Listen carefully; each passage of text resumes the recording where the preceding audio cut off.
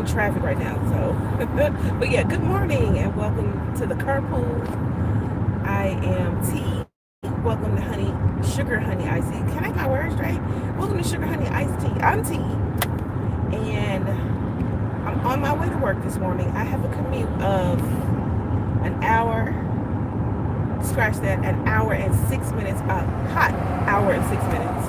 I say hot, but it's, the temperature is controlled. I have air conditioning. For us, we have air conditioning in the cabin.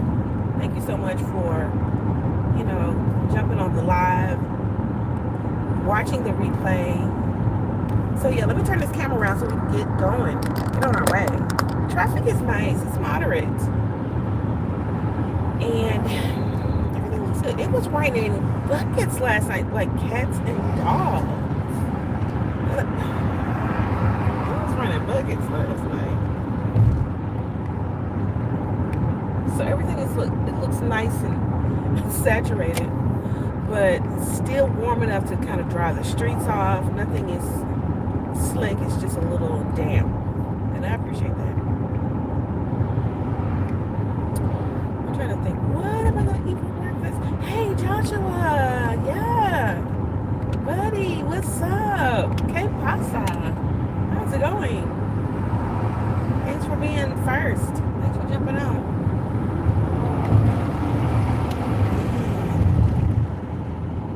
Just thinking, it rained so hard last night. I woke up, of course, yesterday I was just exhausted. I had like a real people heavy day. Like I had to do a lot of peopling, if that's what you want to call it. I had to interact with a lot of fresh faces, young people, which I love. When I got home, my energy meter, my Sam's energy meter was all the way down to 0. So I had to take a nap. I warmed up some dinner and I laid down. And that was it. It was lights out. So I've got extra energy. They say you can't store up extra energy. You only get what you get.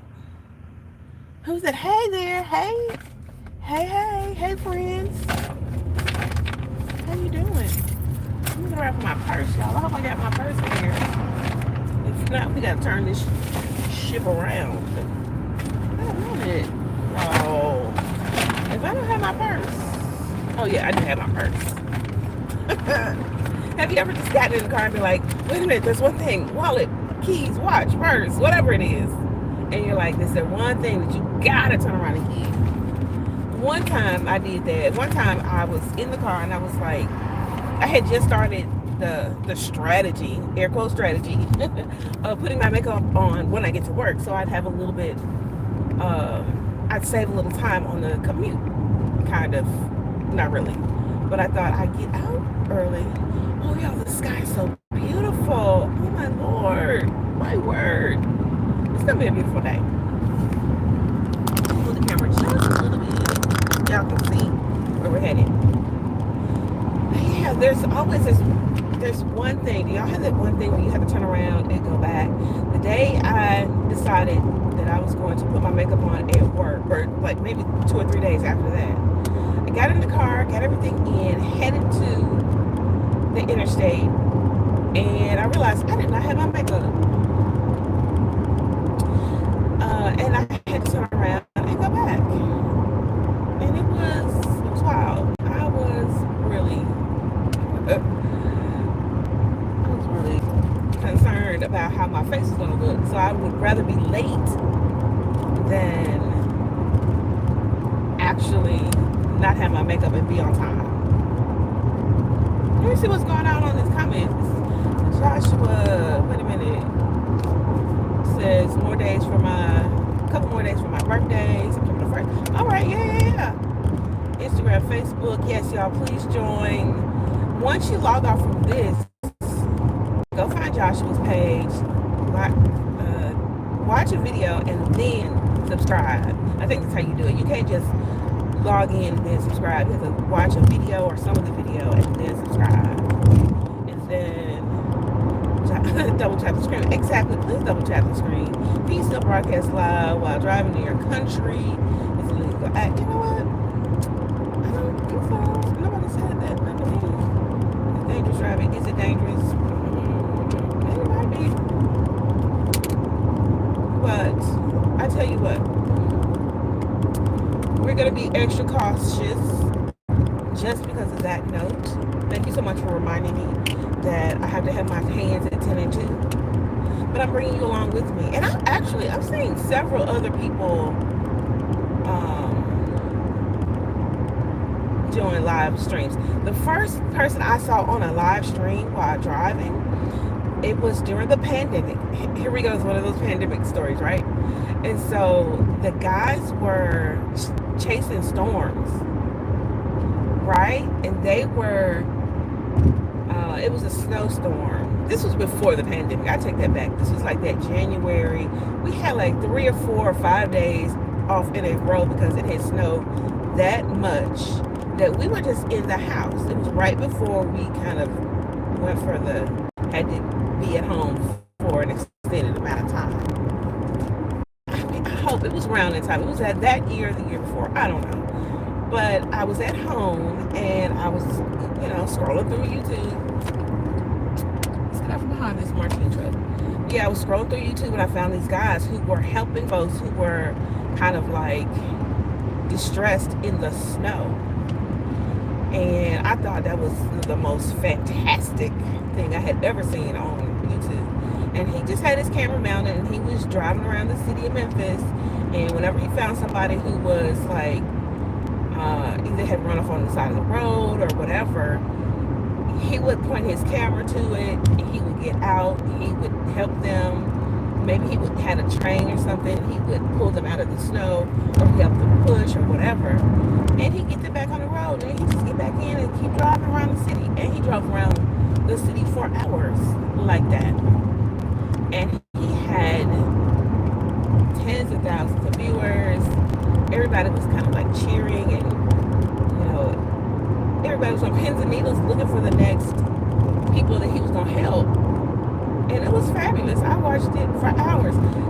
Stopped, did something else, came back, found the channel or found the live stream again and started watching it again. And so that was like the first time I've ever seen a live stream. But I've seen other people not only in the snow, but I don't know if it was the same one. It had to be because I subscribed at that point.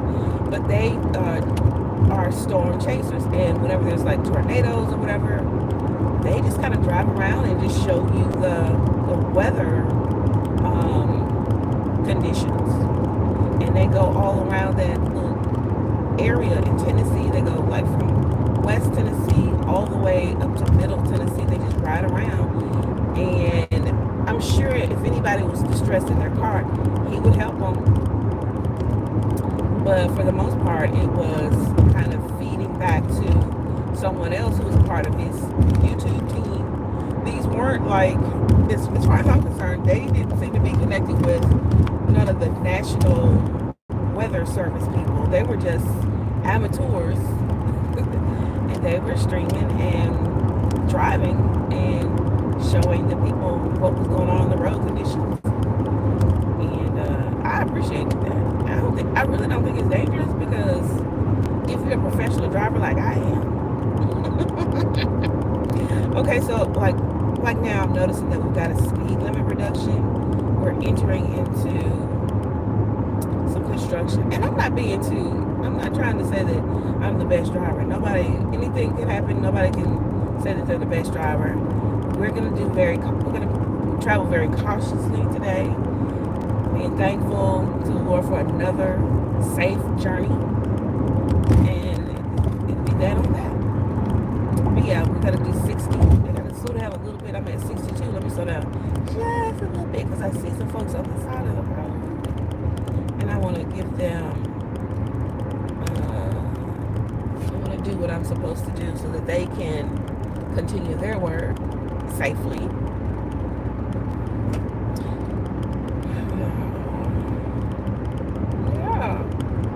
So yeah, the water bottle thing.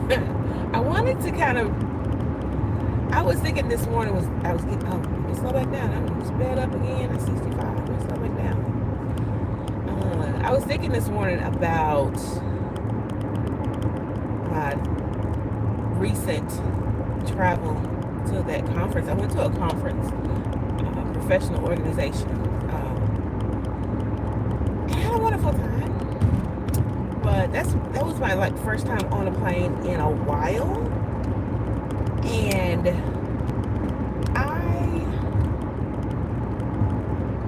I knew that you had to take your shoes off. I knew you had to take your belt off, but I don't know why it escaped me that it would be better if I just had slip-on shoes or didn't wear pants that needed a belt. So I feel like all the things I could have done right, it was just kind of new. It felt new and fresh as far as that whole airport process. That being said, but I did remember that I had to take an empty water bottle to get water after I finished or passed through screening, because you can't take your own water through the airport, or you can't take a lot of liquid. So I remembered that part. So I brought an empty water bottle. So the water bottle that I have, it's kind of like a sippy top, and it has a straw. So I put it in my bag. I'm talking slow because I'm considering, what this traffic is like, and the fact that the construction zone is past us. We're beyond the construction. But yeah. So I had the cup. I had the sippy cup in the bag, empty. Went through the screening. Took off my tennis shoes. Had to unlace them, not unlace them, but untie them. I had on some black pants, skinny leg jeans, and a nice blouse. You want to be kind of professional but comfortable. So, and then I had a sweater on. So when I got to screening, I had to take off the belt. I was like, oh, snake nabbit. I forgot. And I could have not worn the belt, but I guess I wanted to be a little bit more snatched or pulled together. I don't know. The belt, especially if you're going to have the blouse on the outside, doesn't make much difference in these pants because they don't come down. They're snug to the waist, and they don't, I don't have to keep pulling them up for any reason. I just put on the belt because I thought it made it a little bit more, made me feel more pulled together. And it does help with the overall silhouette. It keeps them close to the upper part of my waist. But that's neither here nor there. Let me tell you, I'm trying to get to the cup. So anyway, I took off the shoes, belt, everything out of your pockets. You put the bags in the screening bins. You push the bins down the little conveyor. They go through the screening thing. Okay, cool. I'm good at this. I got it down pat. I had all of my liquids in a little see-through pouchy thing. I didn't take deodorant, but I did have some deodorant sprays, and then not deodorant sprays, but some shower spray. Once you get out of the shower, perfume spray. It's not like cologne, but it's like a perfume spray, body spray. So I had that as a liquid, and I had a little bitty container for some edge control gel. So I had all the things decent and in order. Everything was where it's supposed to be, right? So I had the water bottle empty. That was cool. Everything went smoothly, went through screening, no problem. So when I get on the other side of the screening, you gotta put your shoes back on, put your belt back on, all of that, to do what you need to do. It takes a few minutes. Not a problem. I didn't go slow. It's just that I felt like I could have saved that little time if I had just not worn a belt and had on a different pair of shoes. But also I did have on the compression socks, and I think that was my reasoning for the tennis shoes, because compression socks look kind of weird with some flats and some Mary Janes. So it's really hard to kind of finagle after you get on the plane to now slip off your shoes, put on these socks. So I guess the lesser of the two, you know, inconveniences was to take the shoes off at screening versus trying to reconfigure a position once I got on the plane and put those compression socks on. So I'm getting to the water bottle. I know you're like, what about this water bottle thing? Okay, so the water bottle was still empty because I didn't get anything to drink. Well, no, I just stopped by the Chick-fil-A at the airport, the Memphis airport, got some breakfast, and then I was there well ahead of schedule, which I really love. I like to walk around, see all the things, walk slow. I don't like walking fast. If you know me, if you know anything about me, if you ever want to know anything about me, know that I hate walking fast. Like rushing chaps my eye. I don't like that. Let's leave early. Let's walk at a nice pace. And let me move around this truck because he is, even though I don't like rushing, I don't like being behind the trucks and not being able to see what's ahead. And everybody's going around us. Here. Okay, so yeah. So I never did use the water bottle on the way to Atlanta. When I got to Atlanta, I ended up buying some water in the in the gift shop at the hotel, a smart water bottle, which I like because I can refill those. There was like a little water canteen in the conference area, which I filled up a couple of times.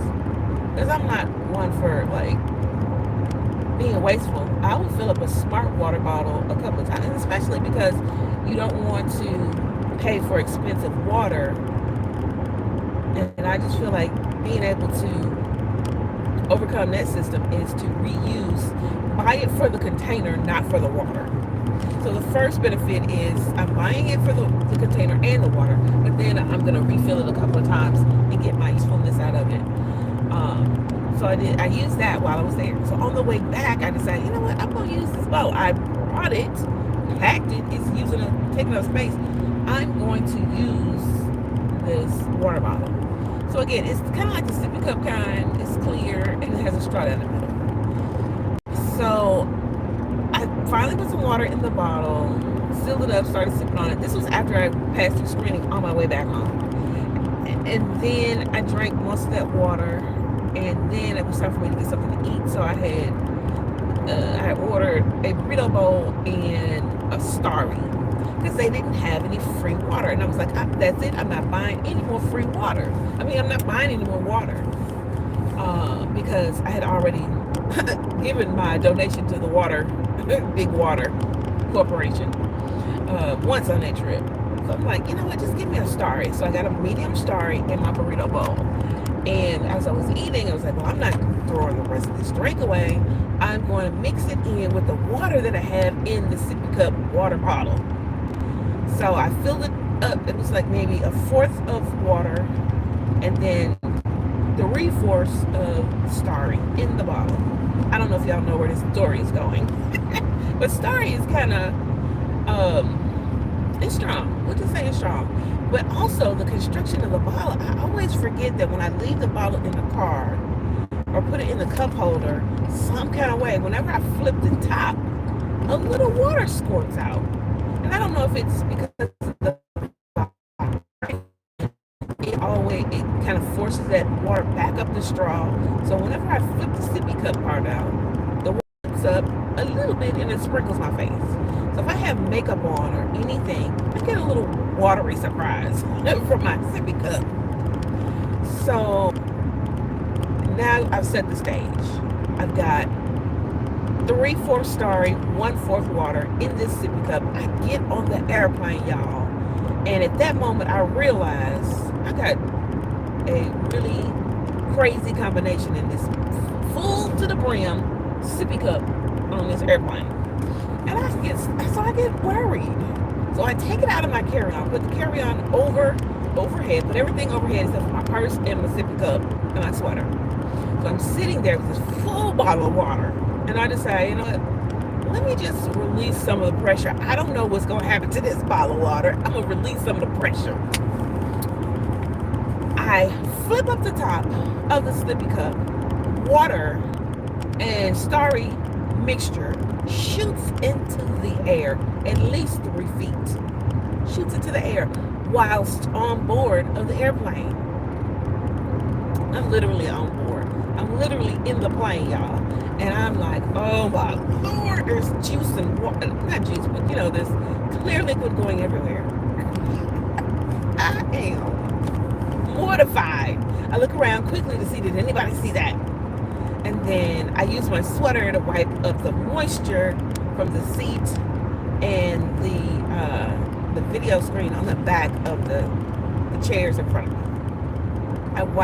I dap that up. But it's not completely dapped up because it's like a little moisture left. So that smear, it looks like a little bit of a smear on the screens, on my screen and the screen next to me. So I'm like, oh my goodness. So at that point I'm like, let me just drink a little bit more so it can relieve the pressure out of this bottle. I don't know if it's because it's too full or it's just the fact that when it's vibrated, it forces the juice back up through the straw. And it's like a weapon ready to, you know, whatever. Not necessarily a weapon because it didn't hurt anybody. It's just water shot everywhere on that plane. I was mortified.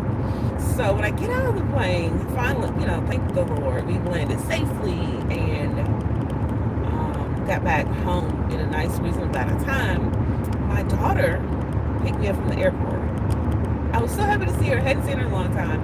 She was coming into town for the funeral.